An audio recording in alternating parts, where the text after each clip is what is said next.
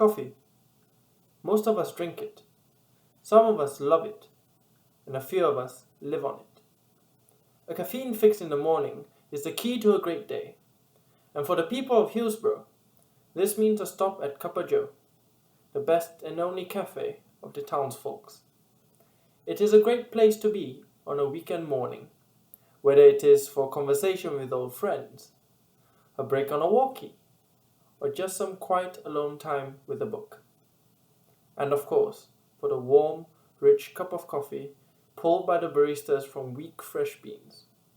Beans that are roasted right here in Hillsborough since 2004 by Joe Van Gogh, one of the biggest coffee roasters and cafe chains in the Triangle.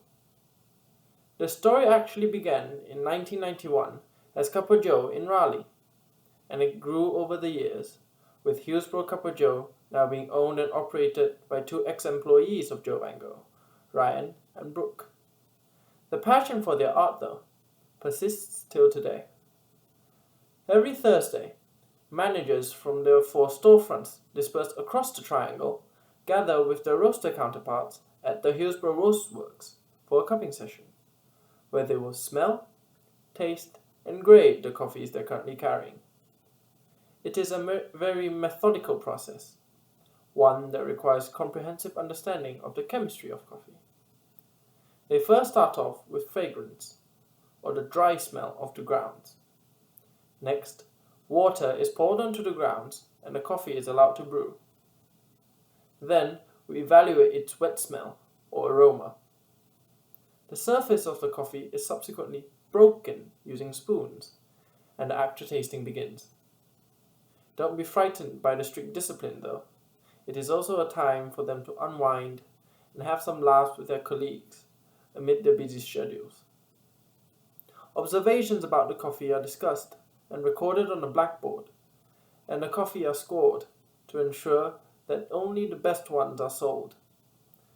Much of the profile of coffee is determined by roasting, and that responsibility rests on the shoulders of the roasters. Meet Nicole, a roaster in Joe Van Gogh who has been roasting for 7 months. Previously a barista in one of the Joe Van Gogh storefronts, she decided to move up the production process to better understand coffee, and have since become really good at what she does. Green beans, fresh from farms, are sucked up into the hopper, which then drops them into the roasting drum, where most of the magic happens. Nicole, like the maestro of an orchestra, conducts the process, calculating, tweaking, directing, and when the conditions hit the perfect spot, she releases the beans into the cooling tray, where the cracking of the beans form a quaint dissonance with the overwhelming aroma wafting through the air.